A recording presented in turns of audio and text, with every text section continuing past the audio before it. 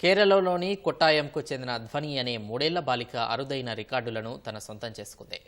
అతి చిన్న వయస్సులోనే భారత నాట్యంలోని 52 ముద్రలను ప్రదర్శించి ఇండియా బుక్ ఆఫ్ రికార్డ్స్లో చోటు దక్కించుకుంది. ముఖేష్, ప్రసీత దంపతుల చిన్న కుమార్తె ధ్వని తన తల్లి ప్రసీత ఇతరులకు భరతనాట్యం నేర్పుతుండగా గమనించిన ఈ బాలిక వాటిని గుర్తుపెట్టుకుంది. ఇది గుర్తించిన ఆమె తల్లి సాధన చేయించింది. భరతనాట్యంలోని 52 ముద్రలను ప్రదర్శిస్తూ ఇంటర్నేషనల్ కిడ్స్ ఐకాన్ అవార్డు 2024 సహా పలు అవార్డులను ఈ బాలిక దక్కించుకుంది.